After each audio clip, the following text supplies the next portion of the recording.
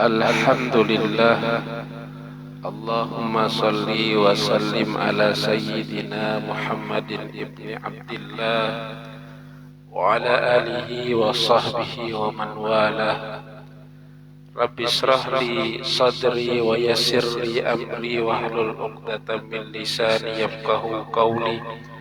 Allahumma 'allimna ma yanfa'una wanfa' bima 'allamtana wazidna ilman fi ilmina. Subhanaka la ilma lana illa ma 'allamtana innaka antal alimul hakim. Yang kami muliakan segenap pengurus Masjid Al-Mizan yang dirahmati oleh Allah Subhanahu wa ta'ala, para tuan guru, para imam, tokoh-tokoh masyarakat, tetua kampung, bapak-bapak, ibu-ibu, hadirin hadirat yang insya Allah kita semua dirahmati oleh Allah Subhanahu wa ta'ala. Yang pertama, tentu kita wajib bersyukur. Alhamdulillah kita masih diberikan kesehatan, keafiatan. Walaupun ada yang sakit asam urat, kolesterol, tapi tetap alhamdulillah sehatnya masih lebih banyak. Kita juga bersyukur alhamdulillah masih diberikan kesempatan waktu untuk menambah amal-amal kebaikan dalam kehidupan kita. Ada saudara-saudari kita kemarin dipanggil namanya di masjid, inna lillahi wa inna ilaihi raji'un. Alhamdulillah lain nama kita yang disebut.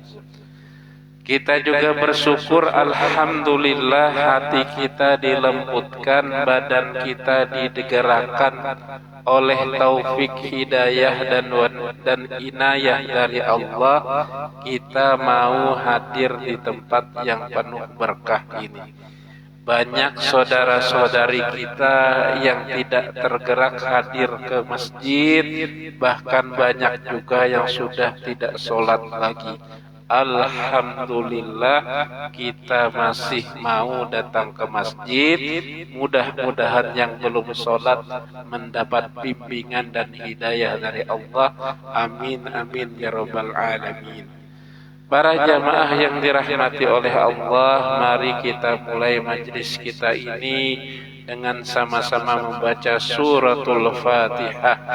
Kita niatkan mudah-mudahan Allah merahmati para alim ulama, para habaib, para masyayikh, guru-guru kita yang mendidik kita, wabil khusus kedua orang tua yang membesarkan kita.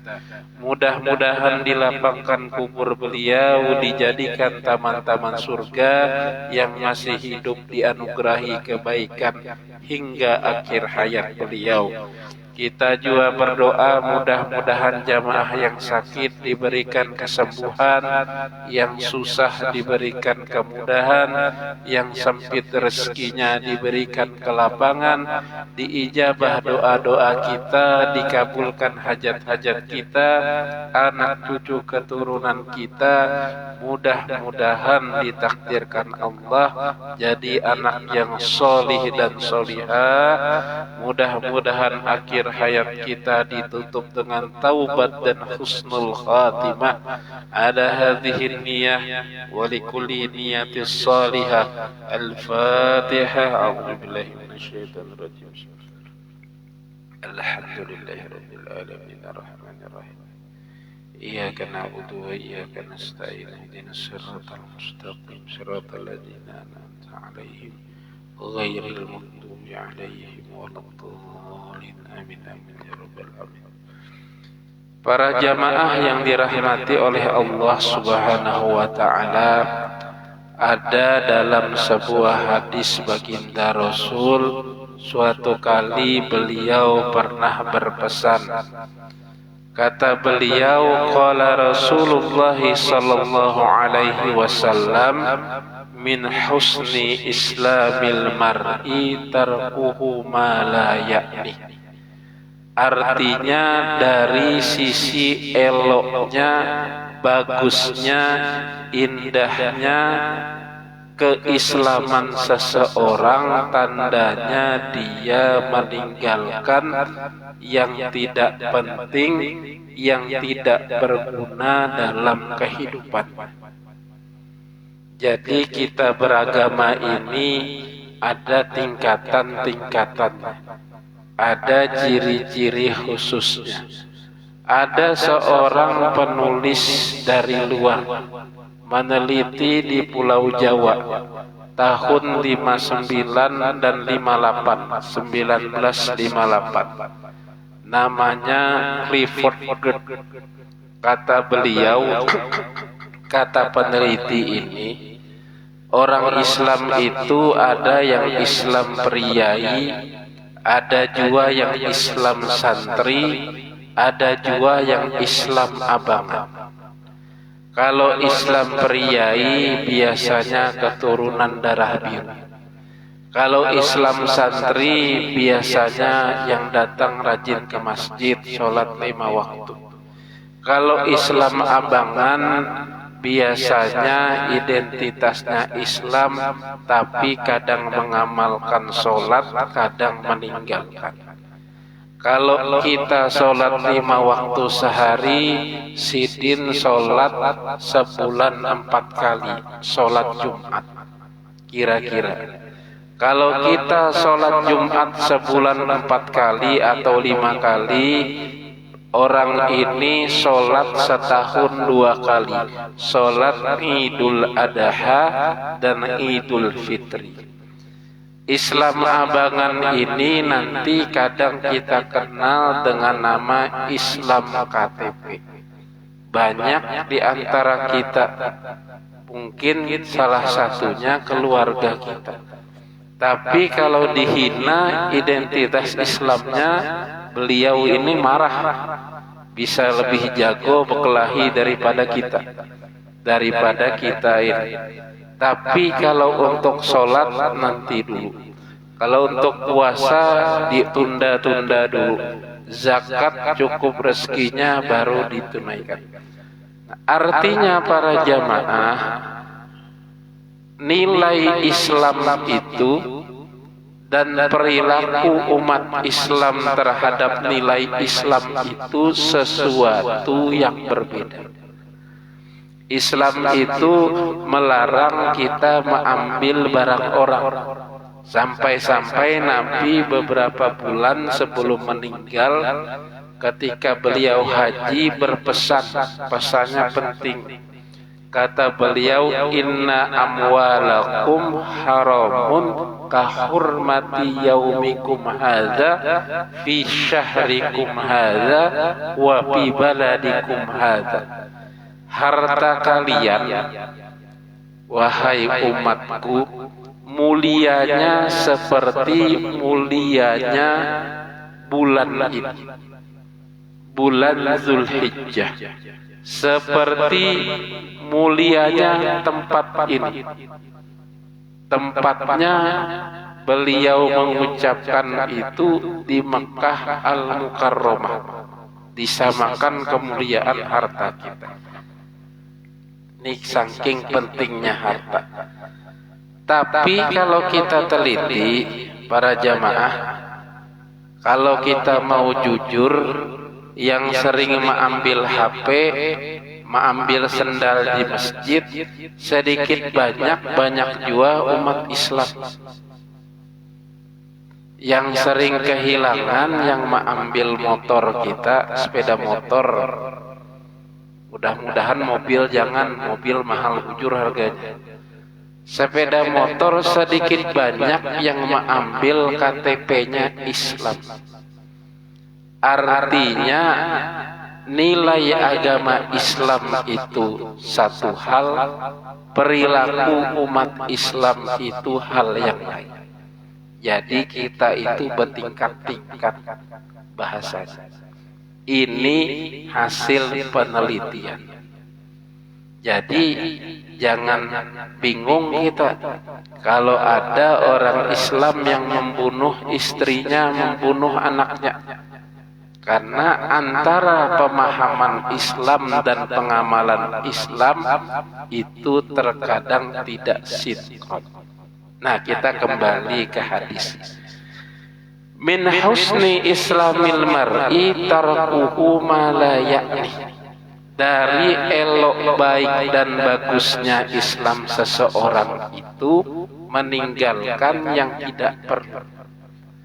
Dalam hadis yang lain, Nabi berpesan, innal halala bayyinun wal haramu bayyinun. Yang halal itu jelas, yang disuruh itu jelas, yang dilarang itu jelas. Antara keduanya perkara yang samar-samar, mutasyabih. Kita pulang setelah sholat isya. Di depan rumah ada teras, setelah teras ada halaman, setelah halaman ada pagar, setelah pagar jalan di kampung kita. Pas pulang mau buka pintu pagar, ternyata ada beras 10 kilo. Nah, beras 10 kilo. Beras ini tidak tahu punya siapa. Datang istri dari rumah tetangga langsung mengangkat beras. Disangka istri kita yang beli beras. Kita menyangka istri diberi orang beras. Mau dimasak, tanya ke istri, ibu dapat beras dari mana? Kata si ibu, lainnya bapak yang bawa beras. Lain. Jadi bingung berdua-dua. Entah orang memberi beras tidak mau ketahuan berasnya ditinggal di depan pagar, entah daeng yang berisi warung beras tidak kuat mengangkat beras ditinggal dulu di situ, entah beras itu jatuh dari mobil atau motor orang. Abu-abu, tidak jelas hukum. Ini namanya mustasyabih. Jadi halalnya tidak jelas, haramnya tidak jelas. Ini kita tinggalkan. Yang disuruh kita kerjakan, yang dilarang kita tinggalkan, yang remang-remang ini kita berhati-hati. Nah, ini kira-kira warna-warna orang berislam. Tapi ada warna yang berikutnya, kata baginda Rasul. Warnanya itu, bentuknya itu, sesuatu itu asalnya boleh. Tapi karena berlebihan menjadi tidak baik. Contohnya, pulang dari sholat isya nanti pian berkumpul di gardu pos kamling. Di gardu pos kamling itu pian main HP jam 8 sampai jam 9 sampai jam 10 sampai jam 12. Istri bingung mencari, anak nangis mencari. Asalnya main HP itu boleh. Pian main HP boleh, apalagi mendengar di situ ceramah Ustaz Das'ad Latif lebih dapat pahala. Tapi karena pian berlebih-lebihan sampai jam 12, itu perkara yang tidak penting, yang kurang manfaatnya. Sehingga kata baginda Rasul, min husni islamil mar'i tarkuhu ma la ya'ni. Dari elok bagusnya, indahnya Islam seseorang meninggalkan yang tidak penting dalam hidup. Artinya daripada pian main HP tadi, baik pian pulang ke rumah, kita pulang ke rumah, jam 9 kita tidur, bangunnya cepat, subuh tidak terlambat. Nah, itu makna hadisnya secara mudah. Jadi kita ini kebanyakan mengerjakan sesuatu yang sebenarnya boleh, tapi berlebihan menjadi sesuatu yang tidak penting. Berkumpul kita di pos kamling. Kebetulan tahun ini tahun politik. Sebelah mendukung yang sana, sebelah sini mendukung yang sini, berdebat biar di situ. Dari jam 8 habis Isya, maka habis Isya tadi membaca salawat salaman. Allahumma sholli ala Muhammad, selesai. Salat ba'diyah, bertamu di pos kamling, berdebat. Masing-masing menjagokan pasangannya, menjagokan unggulannya, berdebat sampai hendak berkelahi, berpukul. Dari jam 8, jam 9, jam 10 itu aja dibahas sampai jam 11. Datang Pak RT, ampihan sudah pulihkan, baru pulang semuanya. Nah, itu membahas itu boleh, selagi kita tidak mengejek. Boleh baik, kita bahas mana biar ulun milih yang ini. Tapi kalau sampai berjam-jam kita bahas ribut, itu sesuatu yang tidak penting. Kalau tidak dibahas, sebenarnya kita aman saja. Kalau dibahas, justru kita bisa berkelahi macam-macam. Macam-macam kita berkelahi pandir, asal jangan berpukul-pukulan. Nah, ini kata Nabi, min husni islamil mar'i tarkuhu ma la ya'ni. Dari eloknya, bagusnya Islam seseorang, tinggalkan yang tidak penting. Berdebat tadi tidak penting, baik. Pilihan sudah ada masing-masing, biar aja milih. Milih yang di sana kah, milih yang di sini kah, biar aja. Sudah pilihannya. Tidak perlu kita berdebat masing-masing, menghabiskan umur kita.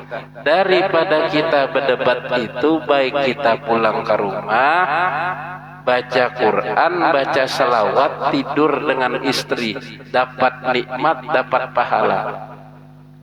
Ini kira-kira maknanya yang kedua, para jamaah. Sehingga kata Imam Al-Ghazali, apa batasannya sesuatu itu tidak penting dan penting? Dalam surat Al-Mu'minun, Allah berfirman, qad aflahal mu'minun alladzina qad aflahal mu'minun, sungguh beruntung orang mukmin, alladzihum fi salatihim khashi'un, mereka yang salatnya khusyuk, walladzina hum 'anil lagwi mu'ridun, mereka yang dengan sesuatu yang tidak penting, 'anil lagwi mu'ridun, mereka memalingkan. Jadi sifat orang mukmin itu ada di 10 awal ayat surat Al-Mu'minun. Karena kita baca di rumah. Ayat yang pertama tandanya itu sholatnya bagus, khusyuk, tenang, bisa mengingat apa yang memang harus diingat dalam sholat, tidak mengingat yang di luar sholat. Ayat yang kedua, sesuatu yang tidak penting itu dihindari. Apa itu? Baik perbuatan atau perkataan. Dalam tafsir Ibnu Katsir. Jadi menyambung hadis yang pertama tadi, yang tidak penting itu bisa perbuatan, bisa perkataan. Main HP tadi perbuatan, berdebat tadi sampai jam 11 perkataan. Nah, ini ukuran satu ukuran. Ukuran yang kedua kata Imam Al-Ghazali, kalau perkataan atau perbuatan itu kita lakukan, nanti merugikan kita di akhirat. Satu. Nomor 2, tapi poin A. Kata Imam Al-Ghazali, merugikan kita di akhirat. Main HP sampai tengah malam. Di mana merugikannya, Pak? Mainnya di rumah ulun, tidak mengganggu tetangga, paketnya ulun beli sendiri pakai uang ulun. Di mana ruginya? Itu di akhirat kita ditanya. Hadisnya, la tazulu qadama abdin yaumal qiyamah hatta yus'ala an arba'ah. Tidak bergerak batis seorang hamba hari kiamat kecuali ditanya 4 hal. Apa itu? Salah satunya an umrihi fima abnah. Umurnya dihabiskan untuk apa? Wah, jawab oleh malaikat, habis main HP. Bisa habis. Harusnya bisa kita isi dengan hal yang bermanfaat. Coba jam 8 sampai jam 9 kita isi baca Al-Quran 15 menit. 15 menitnya mendengar ceramah, 15 menitnya membaca salawat, 15 menitnya baru berzikir subhanallah, alhamdulillah, Allahu akbar. 33. Itu ditanya hari kiamat malam Sabtu tanggal 11 Oktober, apa yang ditulis malaikat? Oh, si fulan membaca salawat, membaca ini, membaca ini, membaca ini. Maka pahala membaca itu banyak. Coba kita lihat hadis riwayat Imam At-Tirmidzi, man shalla alayya salatan wahidatan sallallahu alaihi asra salawatin. Siapa yang membaca 1 salawat dan salam kepadaku, kata baginda Rasul, Allah balas dengan 10 salawat, 10. Wa khuttat anhu asra khati'atin. Dihapuskan darinya 10 kesalahan. Wa rufi'at lahu asra darajatin. Diangkat dirinya 10 derajat. Ini baru baca salawat. Baca subhanallah, kalimatani khafifatani fil lisan saqilatani fil mizan habibatani ila rahman. 2 kalimat ringan di lisan, berat di timbangan, dicintai yang maha rahman. Subhanallah wa bihamdi subhanallahil azim. Jadi banyak pahala kita baca. Baca Quran. Alif lam mim. Alif 10 kebaikan, lam 10 kebaikan, mim 10 kebaikan. Alif lam mim. Apalagi kita membaca 1 halaman. Jadi sejam dari jam 8 sampai jam 9 tadi kita mainkan sesuatu yang tidak penting, efeknya nanti di akhirat. Tapi 1 jam itu kita isi dengan mengingat Allah, efek positifnya juga nanti di akhirat. Pertanyaannya, kenapa kita disuruh banyak-banyak beramal? 1. Pertanyaan kedua, kenapa Allah memudahkan amal yang ringan, pahalanya banyak? Kan tadi kita berucap aja Pak, pahalanya banyak. Pahalanya banyak. Dulu sahabat datang ke Rasul, ya Rasul, si fulan ini sahabat kaya. Kalau kami sholat, dia sholat. Kami puasa, dia puasa. Tapi kalau dia berzakat, bersedekah, kami tidak bisa. Ini sahabat mau menyaingi sahabat lain yang kaya. Apa kata baginda Rasul? Likulli tasbihatin shadaqah. Kalau seperti itu, pian bertasbih aja. Tasbih pian itu sedekah. Sedekah kemana ya Rasul? Sedekah diri pian kepada diri pian. Kita bersedekah ke diri kita. Kayak apa memahaminya? Para jamaah, jam 8 sampai jam 9 kita isi dengan kebaikan. Itu seperti kita bersedekah untuk nanti hitungan kita di akhirat. Jadi kalau kita berbuat baik, itu kita bersedekah ke diri kita. Nanti hari perhitungan kita yang merasa baik. Kalau kita bersedekah ke fakir miskin itu mendapat kenyamanan. Misalnya tidak bisa makan, jadi bisa makan, tidak bisa bayar SPP, jadi bisa bayar SPP. Kalau kita bersedekah ke diri kita, nanti hari kiamat kita yang nyaman. Itu maknanya sedekah dari diri kita untuk diri kita. Makanya ada ayat hadis pembandingnya, az-zulmu zulumatun ittaquz zulma fa inna zulma zulumatun yaumal qiyamah. Hati-hati berbuat aniaya kepada orang, berbuat zolim kepada orang itu nanti kembali kegelapannya kepada kita. Jadi bila jam 8 sampai jam 9 kita mukuli orang itu kada ridho, nanti di akhirat pun balasannya kita susah. Itu maknanya sedekah ke diri kita. Nah, para jamaah, kita kembali ke pembahasan tadi. Jadi kata Imam Al-Ghazali, kalau dikerjakan kita rugi di akhirat. Yang kedua, poin B-nya, kalau tidak dikerjakan sebujurnya juga di dunia kita tidak rugi. Misalnya main HP 4 jam tadi.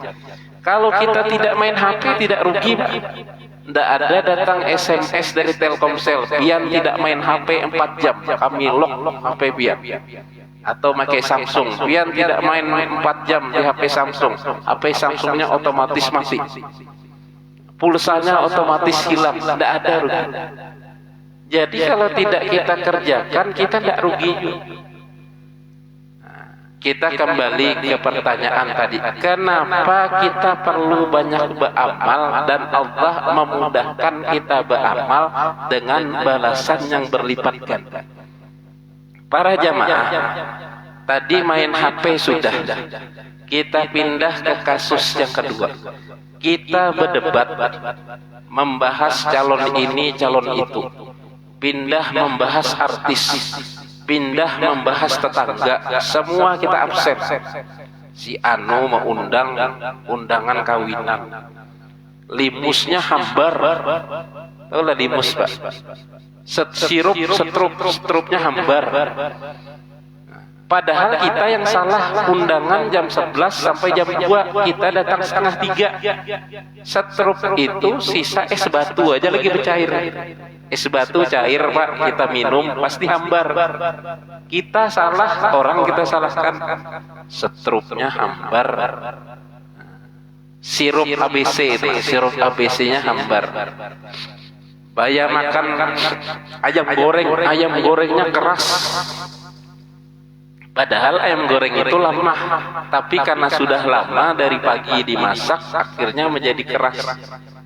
Nah, jadi kita itu biasanya berlebihan dalam sisi omongan. Para jamaah, kalau kita membahas artis, itu sedikit banyak pahala dari amal ibadah kita ditransfer Allah ke artis itu. Si artis itu kerjaannya kawin lari aja. Padahal kita tidak tahu ceritanya kayak apa betul. Si artis itu ini. Padahal kita tidak tahu di balik layar ada apa. Itu diambil pahala kita. Kita umpat pengajian diambil pahalanya. Kita membaca Yasin malam Jumat, membaca surat Al-Kahfi diambil pahalanya. Kita hadir di majelis taklim diambil pahalanya. Kenapa? Menyambati orang, menuduh orang tidak dengan sesuai faktanya. Sehingga ada hadis Rasul mengingatkan, sahabatku, atadruna manil muflis, sahabatku, tahu tidak kalian dengan orang yang bangkrut? Kata sahabat, biasanya ya Rasul, al-muflisu fina man la dirhama wala mata. Orang yang bangkrut itu yang tidak punya dirham, uang dan harta. Tapi kata Rasul bukan seperti itu. Al-muflisu min ummati man ya'ti bi sholatin wa siyamin wa zakatin. Orang yang bangkrut itu, kata baginda Rasul, orang yang datang dengan pahala sholat. Kan ini sholat berjamaah, datang ke masjid banyak pahala. Habis itu datang dengan pahala puasa, tambah puasa 6 Syawal, puasa Senin Kemis, puasa Arafah, puasa Asyura 10 Muharram, puasa nisfu Sa'ban, banyak pahala. Datang dengan pahala sedekah. Jelas bulan Muharram 4 kita menyumbang fakir miskin tiap Jumat bersedekah. Jadi kita banyak pahalanya, Pak. Tapi kata baginda Rasul, waqad syatama hadza. Tapi satu waktu hambaku ini menghina orang, menyambati orang, mengejek orang, mengolok-olok. Nah, ini kita hati-hati. Wa qazafa hadza, di lain waktu inya menuduh orang lain dengan tuduhan yang tidak benar. Ulun lewat di rumah Sidin itu bau melati, pesugihan kalau Sidin ini. Kawan nambahi, iya, makanya Sidin 6 bulan bisa beli mobil 2. Yang ketiga nambahi, pantasan ada yang kayak loncat-loncat, tuyul mungkin lah. Memang betitip omongan itu pasti panjang. Kalau betitip uang pasti kurang. Nah, ini kita hati-hati. Wa akala mala hadza, atau kita mengambil harta orang. Wa syafaka dama hadza, atau melukai orang. Ini kata Nabi. Jadi menyakiti, melukai, kemudian menuduh atau mengejek, menghina. Rasanya para jamaah kalau dengan tetangga kita ini, kalau membunuh tidak ada 1-2 berita kriminal. Tetangga bunuh tangga. Kalau memukul itu kita mikir-mikir, Pak. Biar anak kita kelahiran anak tetangga mikir-mikir kita. Kalau diadukannya ke polisi habis kita. Jadi membunuh tidak, melukai tidak. Kalau mengambil harta kita juga kayaknya jarang. Masa ada tetangga mengambil harta tetangga, HP tetangga diambil, jarang. Yang sering 1 dengan 2 itu menyambati atau mengejek tetangga. Makanya bujur hadis Nabi, kebanyakan umatku tergelincir ke dalam neraka karena perkara lisan. Nah, jadi kita itu kebanyakan perkara dengan lisan. Para jamaah, jadi kita bepandir tadi berkisah di pos kamling. Semuanya tak absen, hilang para kira, hilang. Di mana hilang itu penjelasan hadis berikutnya tadi. Dia datang dengan pahala sholat, pahala sedekah, pahala puasa, tapi mengejek orang, menuduh orang, memukul orang, melukai orang, mengambil harta orang, belum sempat minta maaf, minta halal, minta ridho. Dosa kita ke Allah itu asal datang dengan penuh penyesalan, Allah Ghafurur Rahim, Allah ampuni. Tapi dosa kita ke manusia panjang urusan. Dan biasanya kita itu berbuat salah karena perkara-perkara yang remeh. Jadi kita ini pengajian memotivasi rajin beribadah.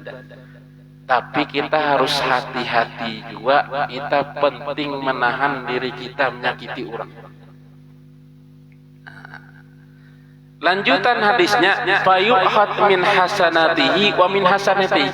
Hari kiamat pahala kita itu diambil, pahala sholat diambil, nyambati artis tadi, pahala sedekah diambil, menyambati calon DPR tadi, pahala sholat malam diambil, menyambati artis yang lain, pahala kita ke majelis taklim diambil, menyambati tetangga, belum sempat minta maaf.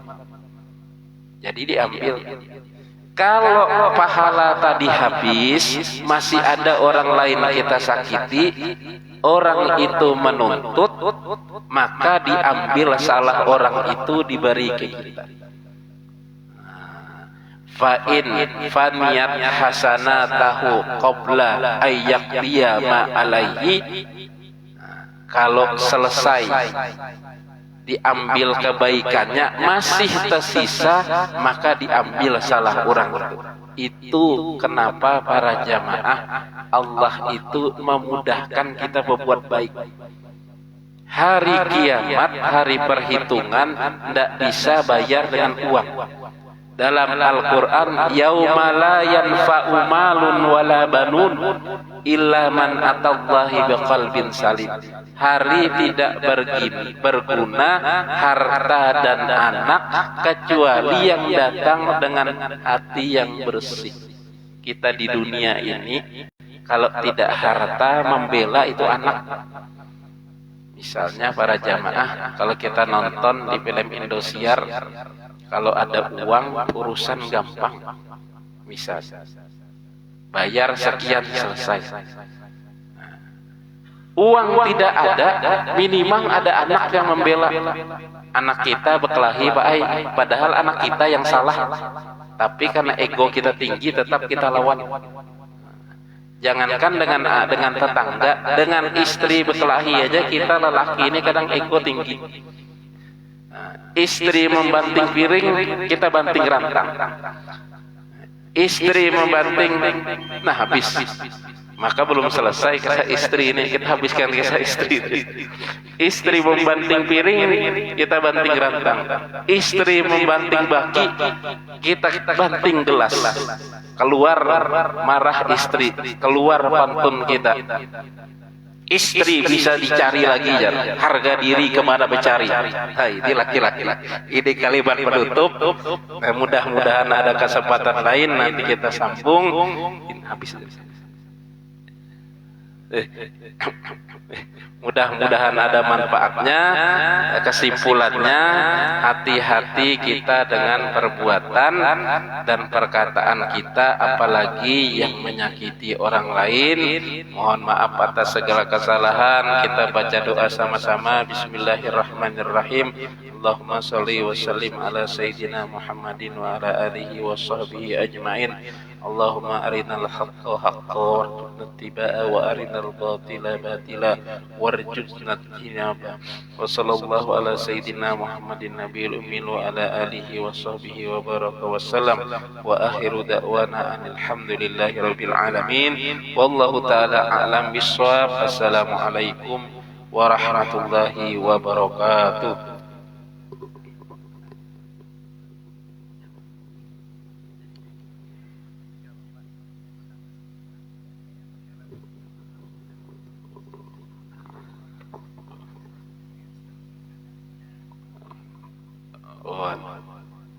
Ini ada apa-apa kan? Ada yang bertanya bagaimana meminta maaf kita sudah mengisahkan orang. Satu, kalau pian berani dilempar piring, dilempar rantang, pian sambat aja, saya mengejek sampean ini. Nah itu kalau berani. Tapi kalau diperkirakan, kalau itu malah memperburuk keadaan, cukup minta maaf secara umum saja. Saya minta maaf pernah mengejek sampean, tapi tidak usah disebut dulu sampean saya ejek pedus, saya ejek kambing, itu tidak usah disebut. Cukup saya pernah mengejek, minta halal, minta ridho. Nah, itu kira-kira jalan. Itu dibahas rinci dalam kitab Minhajul Abidin karangan Imam Al-Ghazali, rinci sekali sini menjelaskan. Kalau sudah meninggal orangnya, minta maaf ke ahli waris anak beliau. Kalau tidak juga dapat orangnya, ahli warisnya tidak ada, mau tidak mau kita hanya bisa minta tolong kepada Allah dengan banyak-banyak berbuat kebaikan dan mendoakan si din. Misalnya si A, maka kita doakan, ya Allah rahmati ampuni si A, mudah-mudahan dosa kita diampuni. Ini tuh jalan-jalan. Ada kali.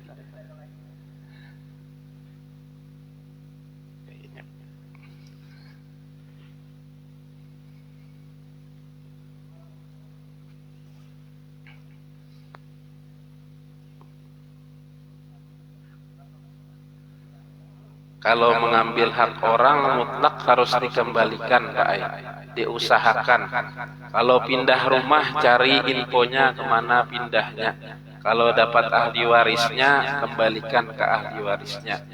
Kalau misalnya ahli warisnya juga tidak dapat, misalnya yang kita ambil hartanya meninggal tenggelam, ahli warisnya meninggal karena gempa bumi, maka kita serahkan nanti berapa yang kita ambil itu kepada fasilitas umum atau masjid.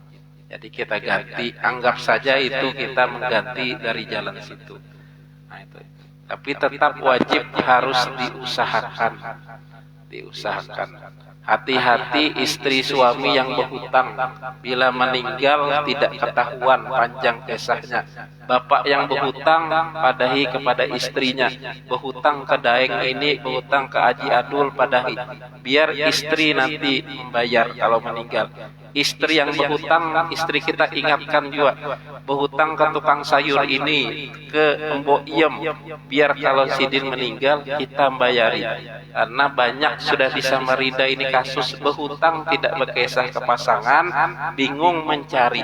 Taunya ada saya berhutang bahai, tapi tidak dibilang dengan siapa, nanti panjang kisahnya. Nah, jadi kalau bisa berhutang ditulis, dikasih tahu. Ini tuh guru anu kalau hutang. Ayat paling panjang dalam Al-Quran masalah hutang.